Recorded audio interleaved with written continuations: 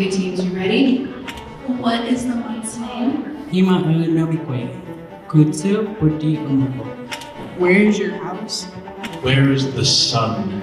In the house or outside? What are you eating, sweet or fish? When do you see the moon? Afternoon or night? What is your father's name?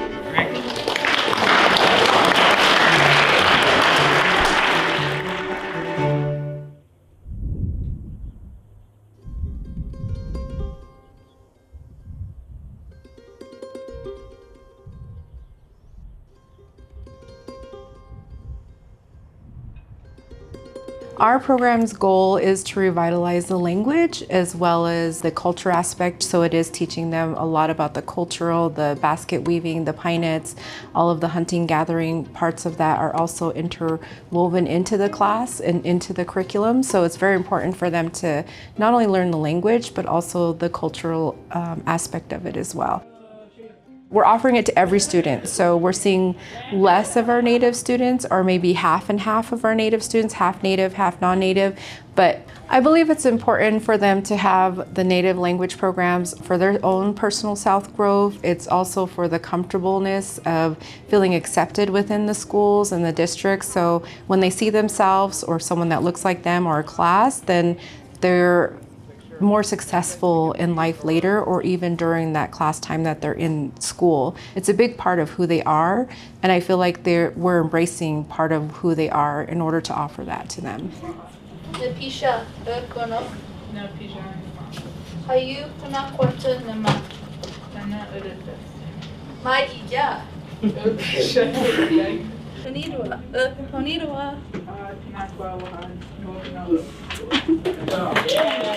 This Paiute class is what pushed me to go here. I know my mu'a loves it because I understand what she's saying sometimes, and my family always wants me to say stuff around them. It's a little nerve-wracking, but they love it. They want to be able to go to like all my events that we have. It means a lot to me to be able to connect with my family because boarding schools happened and the language was kind of taken away. So now like we're building back up, and so it's like another deeper connection I can have with them. It's really nice. Paiute Language Bowl is just a friendly competition between the schools that were involved during the school year. This year's Paiute Language Bowl, we're bringing in 2 outside school districts because they're starting up their own version of what we've started in our school district, so they want to be able to start revitalizing their language as well.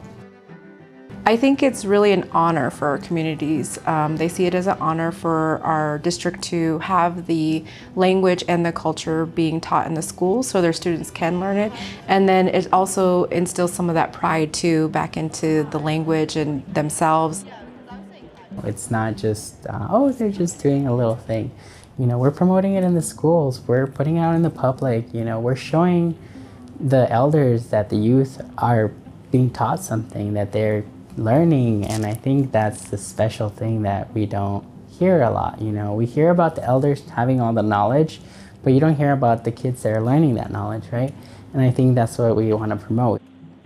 The advice I have for other programs or other districts that want to create a program such as this is definitely reaching out to the Native community that's closest to them and or the dominant language, First Nation language that is in or surrounding their school district. So that way they can pull in the community, ask them for suggestions, and definitely bringing in the culture, which elders they want to include.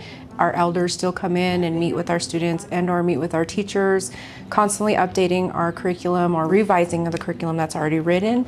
And being able to collaborate with each other is very important, so that way the communities are still engaging into our program. Who